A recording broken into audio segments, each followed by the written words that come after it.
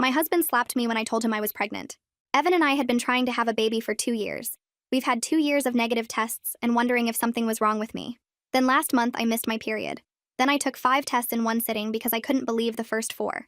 When those 2 pink lines finally appeared, I sat on the bathroom floor and cried until my sister Carrie talked me down through the phone.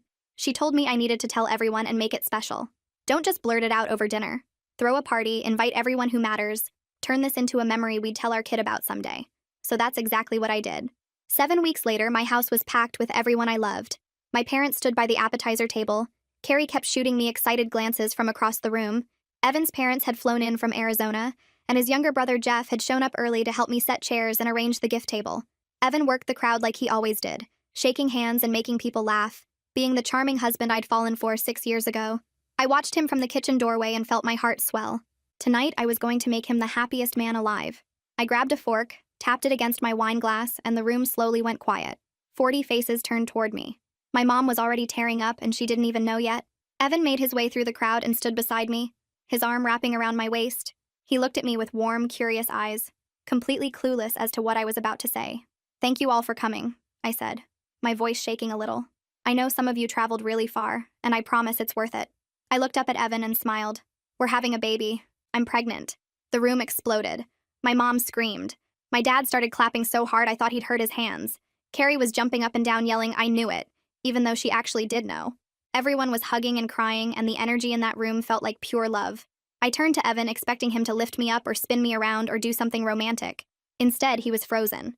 His arm had dropped from my waist. His face had gone completely white. "Evan?" I reached for him. "Baby, aren't you excited? We're finally going to be parents." And that's when it came. The slap to my face that hit so hard I crashed backward into the gift table. The pain was instant and blinding, like someone had taken a hot skillet and pressed it flat against my skin. The music kept playing for 3 more seconds before someone killed it, and then there was nothing. Just silence. Just the ringing in my ear where his hand had landed. I looked up at my husband from the floor and didn't recognize the man standing over me. His face was twisted into something ugly, his chest heaving, his hands clenched into fists at his sides. "You cheating whore!" he yelled. "You really thought you could pass off someone else's baby as mine?" I couldn't speak. My cheek was on fire and my brain couldn't process what was happening. "Evan, what are you talking about?" I finally managed. "I've never cheated on you. I would never do that to you." He laughed and it sounded like something breaking. "Stop lying." He was screaming now, veins bulging in his neck, spit flying from his mouth. "You can't be pregnant with my baby Marina. I had a vasectomy 4 years ago before we even got married. I can't have babies." The words hit me harder than his hand did. A vasectomy. 4 years ago. He'd been letting me cry over negative tests for 2 years, knowing the whole time it was impossible. "So whose is it?" he continued, his voice getting louder. "Who have you been sleeping with behind my back? How long has this been going on?" The room was still dead silent. My mother had her hand over her mouth, tears streaming down her face. My father looked like he wanted to end someone but couldn't make his legs move. And then someone was kneeling beside me, warm hands on my shoulders, helping me sit up, brushing glass away from my dress. I looked and it was Jeff, his face pale with shock as he stared at his brother like he was seeing a monster. "What the hell is wrong with you?" Jeff said, his voice shaking with anger. "You just hit your pregnant wife in front of everyone." He helped me to my feet and positioned himself between me and Evan like a shield. Evan was pacing back and forth like a caged animal, running his hands through his hair. 2 years I let you make me feel guilty for not giving you a baby. And this whole time you were spreading your legs for someone else?" He turned to the room, arms wide, like he was inviting everyone to see what I really was. Look at her. Look at her standing there pretending to be confused. She knows exactly what she did. She knows exactly whose baby that is. So there I was, face-stinging entire family watching accused of cheating by my own husband. And the worst part? Evan had proof. A vasectomy I never knew about. In his mind, this pregnancy was impossible unless I slept with someone else. I demanded a paternity test. It would take a week to come back. 7 days until I could prove I was innocent. But I didn't know that those 7 days would be the worst of my life. Because while I waited for science to save me, everyone I loved was about to turn on me. Everyone left the party without saying goodbye. They just grabbed their coats and filed out one by one, eyes down, mouths shut. My parents were the last to go. My father hugged me so tight it hurt and whispered, "I'll kill him if you want me to." But I shook my head because I still believed this was a misunderstanding. When the door finally closed, I turned around and Evan was already walking toward our bedroom. "Evan," I said. My voice came out smaller than I wanted it to. "Please just listen to me. I don't know how to explain this, but I haven't been with anyone else. You're the only man I've been with in 6 years. There has to be another explanation." He laughed, but there was no humor in it. Just this cold, empty sound that made me feel sick. Another explanation? For how you got pregnant by a man who can't make babies? He took a step toward me. I flinched. I actually flinched away from my own husband, and I watched that register on his face. For half a second, something flickered in his eyes. Guilt, maybe. Or recognition of what he'd done. But then it was gone, replaced by that hard, angry mask. I'd love to hear it, Marina. Really. Enlighten me. I had nothing. No explanation. No defense except my own word, which clearly meant nothing to him anymore. Then let's do a paternity test, I said. Let's prove it scientifically. Because when that test comes back showing you're the father, you're going to have to live with how you treated me tonight. You're going to have to look me in the eyes knowing you hit me and called me those things and humiliated me in front of everyone I love. Something changed in his expression. Doubt, maybe. Or fear. He was quiet for a long moment, and I let the silence stretch because I needed him to feel the weight of what he'd done. Fine, he finally said. First thing tomorrow. We sat in the clinic waiting room like two strangers sharing a bus stop. Evan sat 4 chairs away from me with his arms crossed and his jaw clenched so tight I could see the muscles jumping under his skin. Every few minutes he'd glance at me and then look away, like even the sight of me made him sick. I wanted to scream at him. I wanted to grab his face and force him to look at me, really look at me, and see that I was telling the truth. But I just sat there with my hands folded in my lap, staring at the wall, trying not to cry in public. The nurse called my name first, and I went alone because Evan refused to be in the same room while they drew my blood. Afterwards, she told me I'd have to wait 7 to 10 business days. I sighed heavily. That meant 7 to 10 days of this hell. I nodded and thanked her and walked back to the waiting room on legs that didn't feel like mine. The texts from his family started on day 2. His mother went first. I always knew you were a whore. Now my whole family knows it too. His sister followed an hour later. You disgust me. I hope you lose that baby. His aunt sent a paragraph about how she'd warned Evan not to marry me, how she'd seen the trash in me from day 1, how I'd fooled everyone with my nice girl act, but now the mask was off. His cousin sent a photo of me from the party, mid-fall, with the caption, "Cheaters always get what they deserve." I sat on my bed reading message after message until my phone screen blurred from tears. These people had hugged me at holidays. They'd sent me birthday cards. They'd told me I was part of the family. Now they were calling me names I'd never been called in my life, and wishing harm on my unborn child. I turned off my phone because I couldn't take anymore. Carrie came over that afternoon and found me still in bed. She climbed in next to me like we were kids again and held me while I cried. "You need to leave him," she said softly. "He hit you, Marina.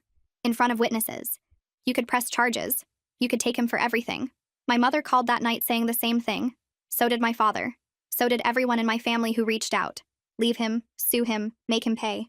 But I couldn't. Not yet. Because the test would prove I was innocent and then everything would go back to normal. It had to. I lay awake that night with my hand on my stomach, trying to feel something.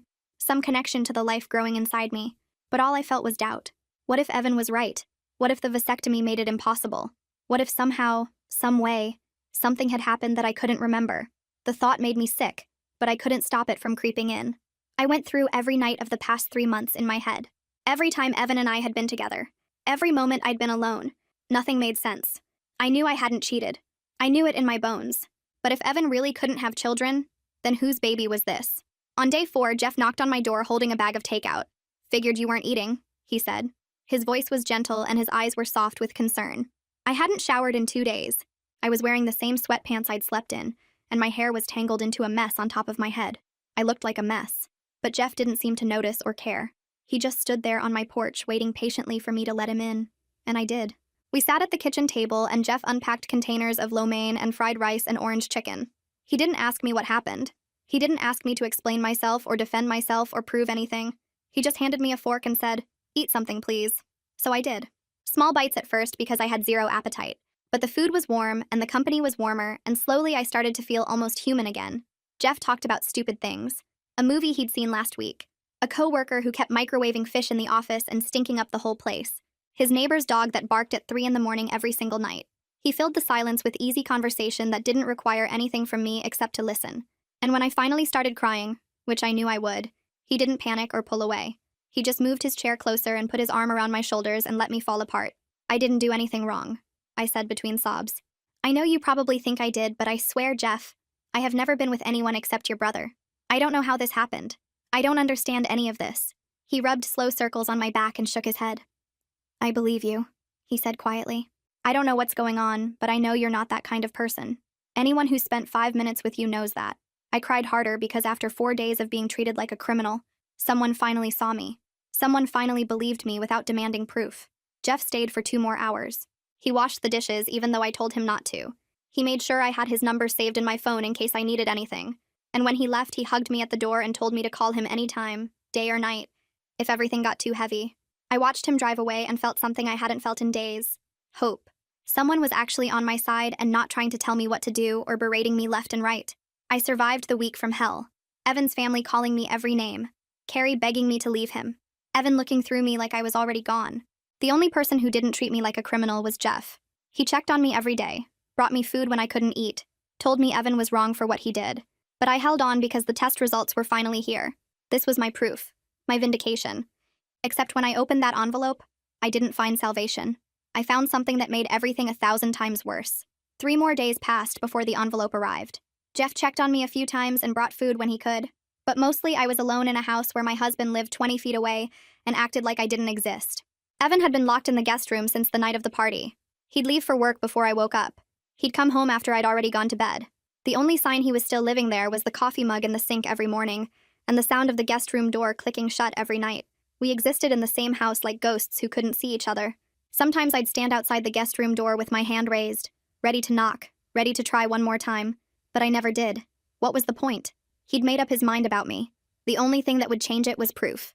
And proof was coming. When the mail truck finally pulled up on day 7, I was standing at the window like I'd been doing every afternoon. My heart jumped into my throat the second I saw the white envelope in the mailman's hand. Clinic logo in the corner. My name printed on the front. My entire future folded up inside a single piece of paper. I ran outside in my bare feet, not caring that the concrete was cold, not caring that I was still in my pajamas. I grabbed the envelope from his hands before he could put it in the box. He gave me a strange look, but I didn't care. I didn't care about anything except what was inside. I held it against my chest and felt my heart pounding so hard I could hear it in my ears. This was it. This was finally it. 7 days of hell were about to end. I was about to be vindicated. I called Jeff first. I don't know why. Maybe because he was the only person who'd believed me. Maybe because I needed someone in my corner when I finally proved the world wrong. He answered on the second ring. The results came, I said, and I could hear the hope in my own voice. They're here, Jeff. I'm holding them right now. He told me he'd be there in 10 minutes and to wait for him before I opened anything. I agreed because I wanted witnesses. I wanted everyone to see the moment I was proven innocent. Then I went to the guest room door and knocked. No answer. I knocked again, harder this time. Evan, I called through the door. The results are here. Come out. I want you to see this with your own eyes. I pressed my ear against the wood and heard movement inside. Footsteps. The creak of the bed. Then silence. I knocked a third time. I'm not going away. This affects both of us and you're going to be here when I open it. More silence. Then finally the lock clicked. The door swung open and Evan stood there looking at me with empty eyes. He'd lost weight in the past week. His face was pale and there were dark circles under his eyes like he hadn't been sleeping either. For half a second I felt sorry for him. Then I remembered the slap. I remembered the names he'd called me. I remembered the way he'd turned the whole room against me. The sympathy disappeared. He didn't say a word. He just walked past me toward the kitchen and sat down at the table with his arms crossed, waiting. I followed him and placed the envelope in the center of the table between us. Neither of us touched it. We just stared at it like it might explode. Jeff arrived 5 minutes later. I heard his car pull into the driveway and went to let him in. He looked nervous, which surprised me. His eyes kept darting to the envelope on the table and then back to my face. You okay? He asked quietly. I nodded because I was more than okay. I was ready. I was finally going to prove that I hadn't done anything wrong. He followed me into the kitchen and froze when he saw Evan sitting there. The two brothers looked at each other for a long moment. Something passed between them that I couldn't read. Then Jeff pulled out a chair and sat down, positioning himself closer to me than to Evan. You haven't opened it yet, Jeff said, stating the obvious. I shook my head. I wanted witnesses. I wanted both of you to watch me open it so no one can say I tampered with anything. So no one can claim I switched the results or forged something or whatever other accusation might come next. I looked directly at Evan when I said that last part. He didn't react. Just sat there with his arms crossed and his jaw tight, staring at the envelope like he was trying to set it on fire with his eyes. Jeff reached across the table and put his hand over mine. His palm was warm against my cold fingers. Whatever happens, he said softly, I'm here, okay? No matter what that paper says, I'm not going anywhere. I squeezed his hand and thanked him for being the only person who'd stood by me through this nightmare, for the only person who'd believed me when everyone else had already decided I was guilty. Evan's eyes locked onto our hands and something dark flickered across his face. His jaw tightened even more. His nostrils flared. Seriously? He laughed, but there was no humor in it. Just ice. I'm sitting right here and you're holding hands with my brother? Should I even bother reading those results or do I already have my answer? I pulled my hand away from Jeff's and stood up so fast my chair scraped against the floor. The sound was loud in the quiet kitchen.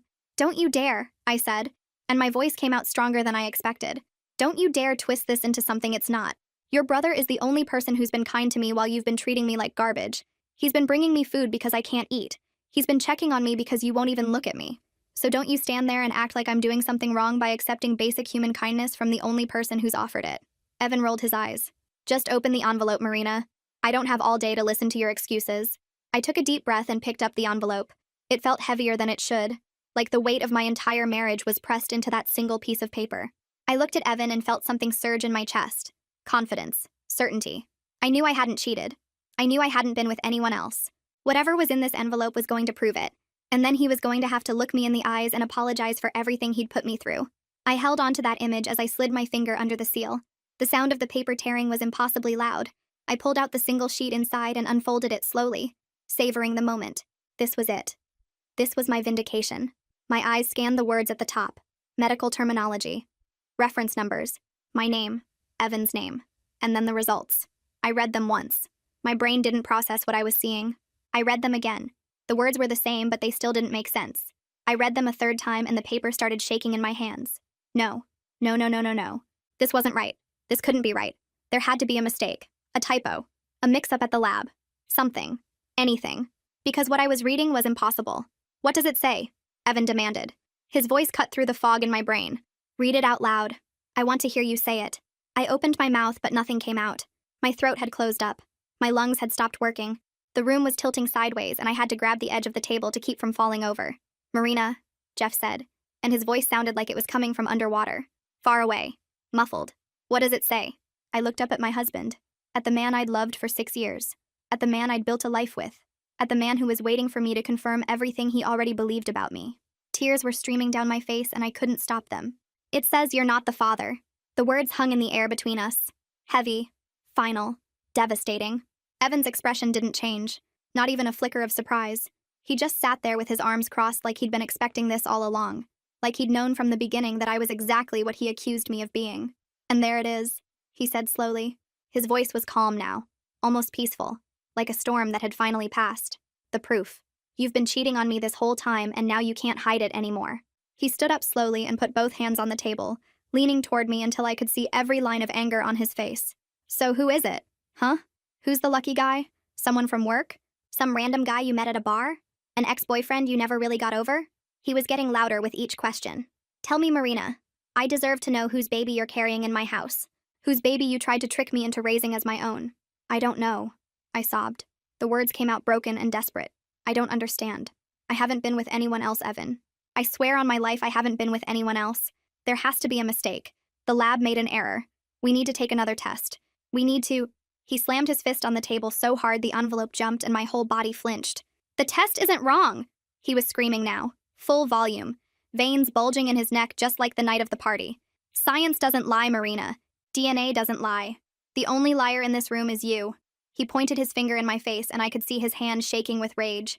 You've been lying to me for months, maybe years, and now you're standing there crying like you're the victim? Like I'm the bad guy for being angry that my wife got pregnant by another man? I didn't do this, I screamed back at him. Something inside me broke. All the fear and confusion and desperation came pouring out as rage. I don't know how this happened, but I didn't do this. I have never been with anyone except you. Not once in 6 years. I don't understand what's happening, but I know I didn't cheat. You have to believe me, Evan. Please. I grabbed his arm, desperate for him to see me. Really see me. To look past his anger and recognize the woman he'd married. The woman who loved him. The woman who would never betray him. Please believe me. Please. I'm begging you. He shoved me away so hard I stumbled backward. My hip hit the counter and pain shot through my side. Jeff jumped up and caught me before I could fall further, his arms wrapping around me to steady me. Don't touch me, Evan snarled, and his face was twisted into something I didn't recognize.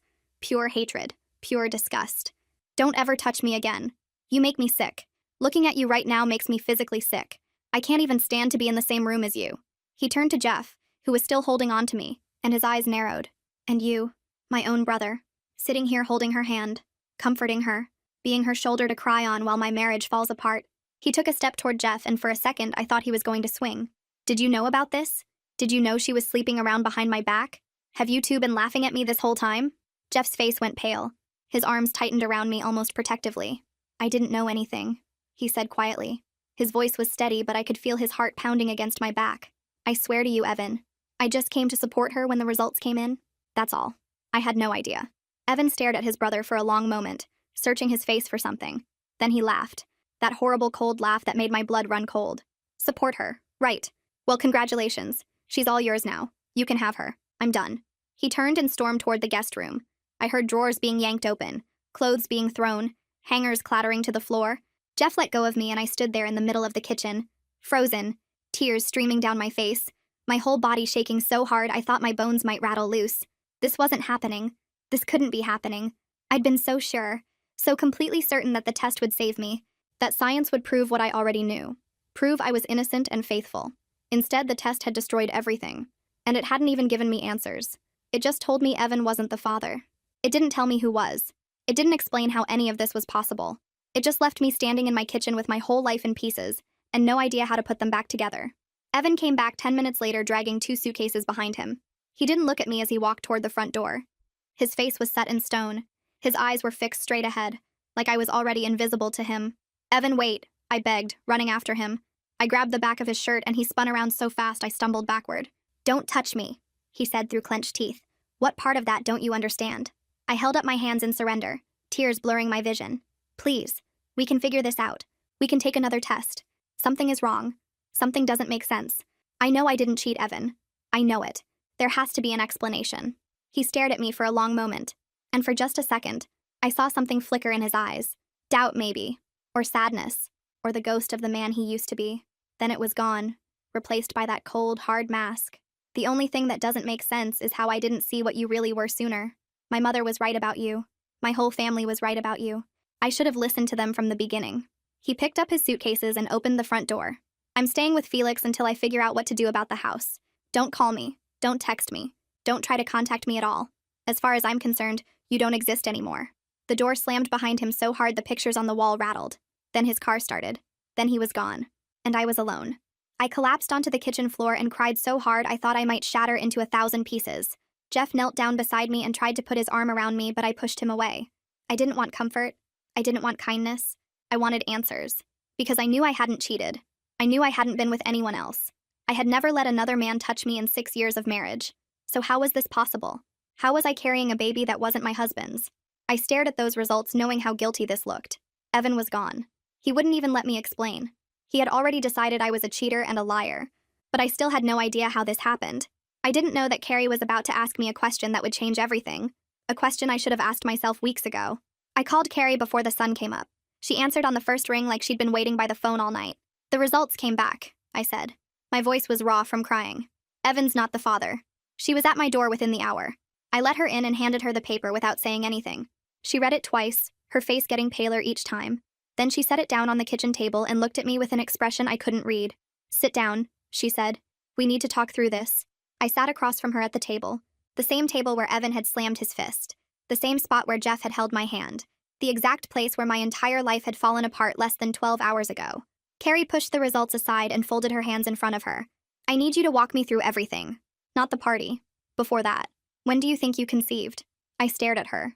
What does that matter? The test says Evan isn't the father. That's the only thing that matters. Just answer the question, Marina. When do you think it happened? I tried to focus. My brain felt like it was full of static. I don't know exactly. Evan and I were together a lot during that window. We had a whole system. Ovulation tracking, temperature charts, scheduled nights. It could have been any of those times. Carrie shook her head. You're about 11 weeks along. That means conception happened roughly 9 weeks ago. Maybe 10. She leaned forward. Think harder. Is there any night during that time that stands out? Anything that felt different or strange? I closed my eyes and tried to go back. All those nights of trying so hard blurred together. The same routine, the same hope, the same disappointment month after month until the one test that finally came back positive. But then something floated up from the back of my mind. A night I hadn't thought about since it happened. A night that was different from all the others. There was one night, I said slowly. My eyes were still closed, reaching for details I'd never bothered to examine before. About 9 or 10 weeks ago, I woke up because Evan was shaking me, gently. Then I felt him kissing my neck. I paused, remembering. I asked if he was in the mood and he just hummed. Like a yes. And I remember wanting a baby so badly I went along with it. Carrie's voice was steady. What else do you remember? I tried to pull more from the fog. It was completely dark. We have blackout curtains because Evan's a light sleeper. I couldn't see anything, not even an outline. I paused. Something was shifting in my chest. Something uncomfortable. He never actually said anything. Not one word the whole time. Usually Evan would whisper to me, tell me he loved me, ask if I was okay. But that night it was just the hum. And when it was over, he just rolled away and went to sleep. Or I thought he did. I was so tired I passed out again right after. Carrie was quiet for a long moment. I opened my eyes and found her staring at me with an expression that made me dizzy. When she spoke again, her voice was careful, gentle, like she was trying not to break something fragile. Marina, I need you to really think about what I'm about to ask you. I felt my whole body tense. Okay. She reached across the table and took my hands. Her fingers were cold. That night, the darkness, the silence, the way he didn't speak, just hummed. She squeezed my hands. Are you absolutely certain it was Evan? I yanked my hands back like she'd burned me. What kind of question is that? Of course it was Evan. I was in my own bed, in my own house. Who else would it have been? But even as the words came out, something cold started crawling up my spine. Carrie didn't look away. You said it was pitch black. You said he never spoke. Not one word. Just a hum that could have come from anyone. She paused. How do you know it was him? Because it had to be him, I said. But my voice was shaking. He was there when I woke up in the morning. Nobody else could have gotten into our house. What you're suggesting is insane, Carrie. Completely insane. Carrie's face was pale, but her voice stayed steady. I'm not suggesting anything. I'm asking you to consider something. A possibility that would explain why you're pregnant with a baby that isn't Evan's, even though you swear you never cheated. I stood up so fast my chair crashed backward onto the floor. I needed to move. I needed to get away from this conversation. I needed my sister to stop saying things that were making the walls close in around me. No, I said. I was backing away from the table. That's not possible. I would have known. I would have felt that something was wrong. I would have, but would I have? The room was completely dark. Not a single word was spoken. Just that one low hum. His hands didn't touch me the way Evans usually did. Rougher. More urgent. Less careful with me. I had told myself it was because he was half asleep. Exhaustion made people different. Sometimes intimacy didn't have to be gentle to still be love. What if it wasn't love at all? What if it wasn't Evan? Oh God, I whispered. My back hit the kitchen counter and I grabbed it to keep myself upright. Carrie. Oh my God. She was out of her chair instantly, crossing the room to catch me as my legs gave out. Her arms wrapped around me and held me up while my whole body started to shake. Breathe, she said into my hair. Just breathe. We don't know anything for sure yet. This is just a possibility. We need to think about this clearly. But I couldn't think clearly. I couldn't think at all. If Carrie was right, then an intruder had come into my home while I was sleeping. A stranger had climbed into my bed in the dark. My body had been used while I thought it was my husband. And I had gone along with it eagerly, wanting a baby so badly that I never questioned the silence. Never wondered why the darkness felt different. Never stopped to make sure the man touching me was actually my husband. Who? I choked out. The word barely made it past my throat. Who would do something like that? Who has access to our house in the middle of the night? Carrie went very still. Her arms tightened around me. And then she said something that made my blood turn to ice. Who has a key to your house, Marina? The answer hit me like a truck. The only person who had one was Jeff. Jeff had a key. Evan gave him one 2 years ago when we went on vacation and needed someone to water the plants. We never asked for it back.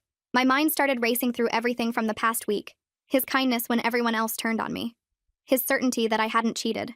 Showing up at my door without being called. Sitting too close on the couch. Touching my knee. Telling me maybe my marriage falling apart was for the best. Being there when I opened the results. Holding my hand while I read the words that destroyed my life. No, I said. But even as I said it, pieces were clicking into place. Horrible pieces. Pieces I didn't want to see. Not Jeff. He wouldn't. He's Evan's brother. He's been helping me. He's been... I trailed off. Helpful. Attentive. Always there. Never surprised by anything that happened. Like he already knew how it would end. Carrie pulled back and looked me in the eyes. We need to find out for sure. Another test. One that compares your baby's DNA to Jeff's. My hands were shaking so hard I could barely stand. And if it's him? If the test comes back positive? What do I do then, Carrie? What do I do if Evan's own brother did this to me? It wasn't Evan that night. The realization hit me so hard I couldn't breathe. Someone came into my bedroom in the dark, got into my bed, and I never knew. I thought I was trying to make a baby with my husband. I was being used by Jeff. Every visit, every kind word, every time he told me Evan didn't deserve me. He knew. He knew the whole time. Now I had to make Evan believe me. He wouldn't answer his phone. He thought I was still the villain, but I knew where he was staying. and I wasn't going to let him hide from the truth anymore. Carrie didn't have an answer. Neither did I. But I knew one thing for certain. Evan needed to hear this. He needed to know what his brother might have done. I grabbed my phone and called him. Straight to voicemail. I called again. Same thing. 5 more times I tried. Each call going nowhere. Each ring making me more desperate. He'd blocked me. Or he was ignoring me. Either way, I wasn't getting through. He's staying with Felix, I told Carrie. I know where that is. I'm going over there. She tried to stop me. Told me I should wait until I had proof. Told me showing up hysterical with accusations against his brother would only make things worse. But I couldn't wait. Every second that passed was another second Evan believed I had betrayed him. Another second Jeff got away with what he did. I grabbed my keys and ran to my car before Carrie could say anything else. The drive to Felix's apartment took 12 minutes. I spent every one of them rehearsing what I would say. How I would make Evan listen. How I would convince him that his own brother had done something unthinkable. By the time I pulled into the parking lot, my hands were shaking so badly I could barely turn off the ignition. Felix's apartment was on the 3rd floor. I took the stairs 2 at a time and pounded on the door so hard my knuckles ached. No answer. I pounded again. Evan, I yelled through the wood. I know you're in there. Open the door, please. I figured it out. I know what happened. Silence. Then footsteps. Then the door swung open and Evan stood there looking at me like I was a ghost he'd been trying to outrun. His eyes were red. His clothes were wrinkled. He looked like he hadn't slept in days. Go away, Marina. His voice was flat. Dead. I don't want to hear any more lies. I pushed past him into the apartment before he could stop me. Felix was sitting on the couch looking uncomfortable. I ignored him completely. It wasn't me, I said, turning to face Evan. I didn't cheat on you. I never cheated on you. But someone did get me pregnant. Someone who had access to our house. Someone who came into our bedroom in the middle of the night while it was pitch black and I couldn't see anything. Evan's jaw tightened. What are you talking about? I told him everything. The night I woke up to someone shaking me. The kiss on my neck. The hum instead of words. The complete darkness. The way nothing felt quite right, but I was so desperate for a baby that I didn't question it. The way whoever it was never spoke. Not once. Just that single hum when I asked if he was in the mood. Evan's face changed as I talked. The anger was still there, but it was moving away from me and towards something else. Someone else. Who has a key to our house? I asked him. Besides us. Who else can get in? I watched the realization hit him. Watched his eyes widen. Watched his hands curl into fists at his sides. Jeff, he whispered. The name came out like poison. I gave Jeff a key 2 years ago. I nodded. Tears were streaming down my face, but I didn't wipe them away. He's been so helpful this whole week, Evan. Showing up without being asked. Bringing me food. Telling me you didn't deserve me. Holding my hand when I opened those results. My voice cracked. He knew. He knew the whole time because he's the one who did it. Evan didn't say anything for a long moment. His chest was heaving. His face had gone from pale to red. When he finally spoke, his voice was barely controlled. Get in the car. We drove to Jeff's apartment in complete silence. Evan's knuckles were white on the steering wheel. His jaw was clenched so tight I could see the muscles jumping under his skin. I didn't know what he was going to do when we got there. Part of me was scared to find out. Jeff's building was a nice complex on the east side of town. We pulled into the parking lot and Evan was out of the car before I even had my seatbelt off. I ran after him as he stormed toward the entrance. He didn't buzz. He didn't call. He just waited until someone came out and caught the door before it closed. We took the elevator to the 4th floor. Evan pounded on the door with his fist. For a few seconds, nothing happened. Then the lock clicked. The door swung open. And there was Jeff. He wasn't surprised to see us. That was the first thing I noticed. No shock on his face. No confusion. No panic. He just stood there in the doorway looking calm. Almost peaceful. Like he'd been waiting for this exact moment. Hey, he said. His voice was steady. Casual. Like we'd just stopped by for a visit. Evan grabbed him by the shirt and shoved him backward into the apartment. Tell me the truth, he growled. Tell me what you did to my wife. Jeff didn't fight back. Didn't try to defend himself. He just let Evan push him until his back hit the wall. Then he looked past his brother. Directly at me. His eyes found mine and something in them made my skin crawl. Intensity. Hunger. Possession. Like he was looking at something that belonged to him. Marina, he said softly. My name in his mouth made me want to vomit. I've been waiting so long to finally tell you everything. Jeff stood in that doorway looking at us like he'd been expecting this moment his whole life. No panic, no guilt. Just this calm expression that made my skin crawl. Evan demanded answers. I held my breath waiting for denials, excuses, anything that would let me pretend this was some horrible mistake. But he didn't deny it.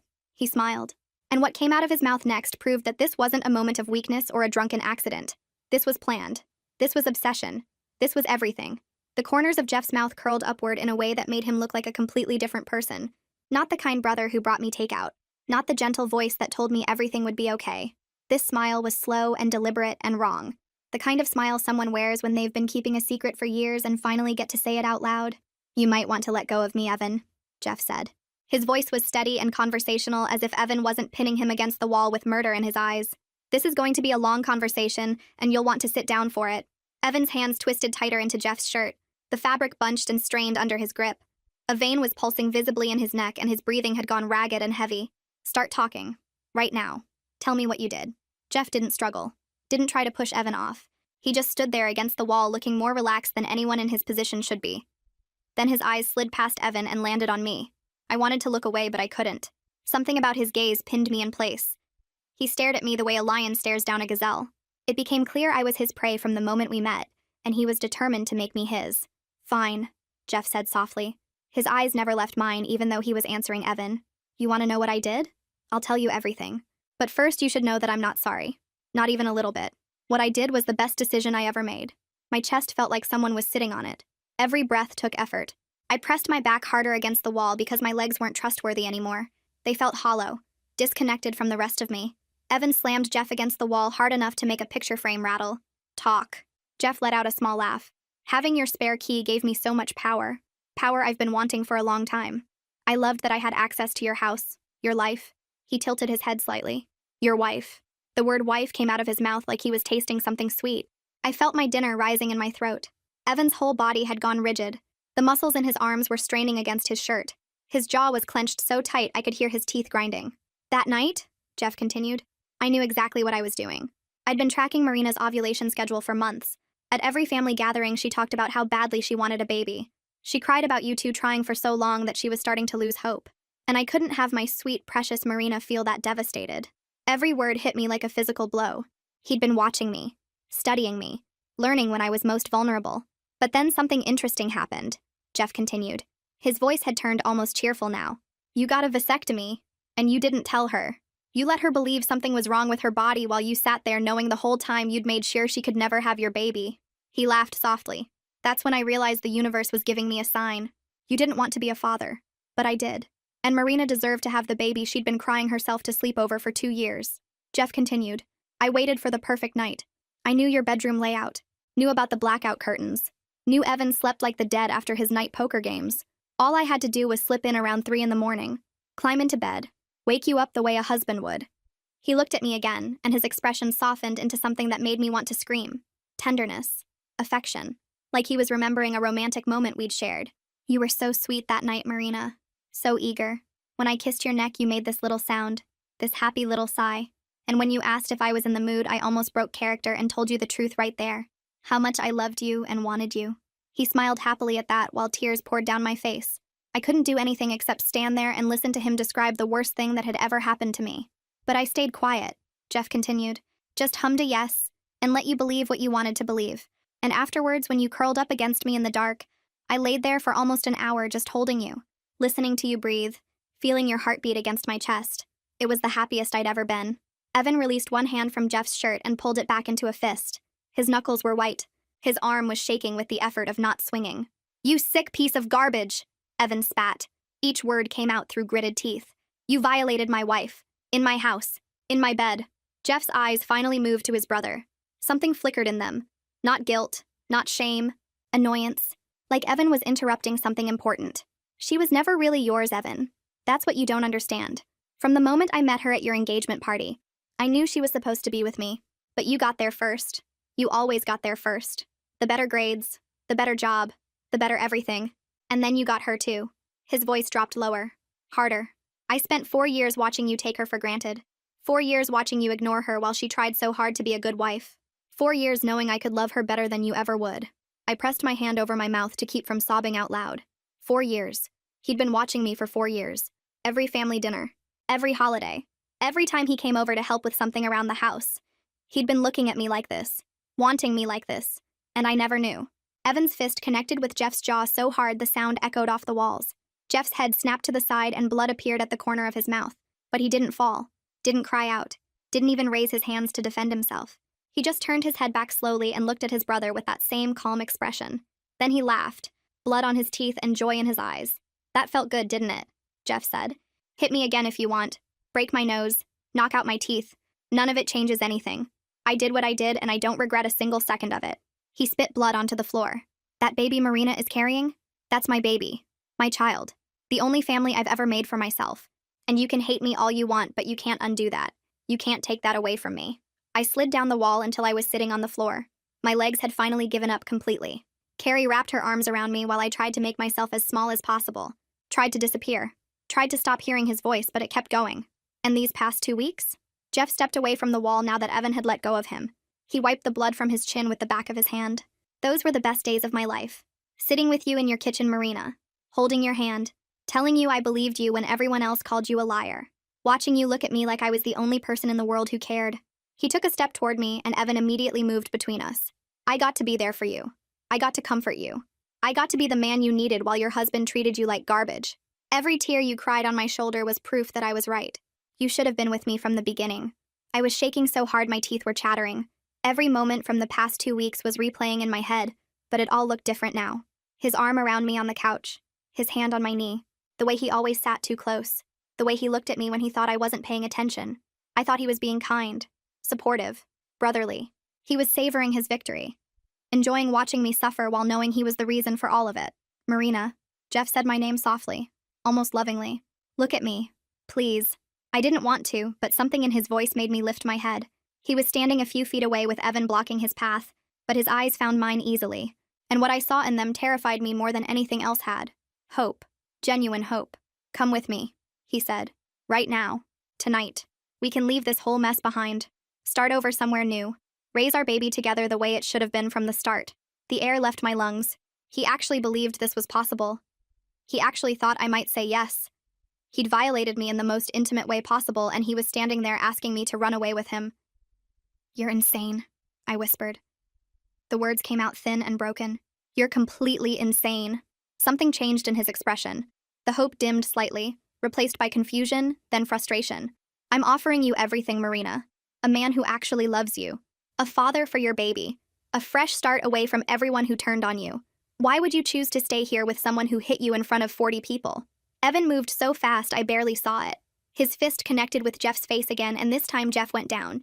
He hit the floor hard, and Evan was on top of him instantly, punching, over and over, each blow landing with a sickening thud. You don't get to talk to her, Evan was screaming. Tears were streaming down his face. You don't get to look at her. You don't get to say her name. Do you understand me? Do you understand what you did? Jeff didn't fight back.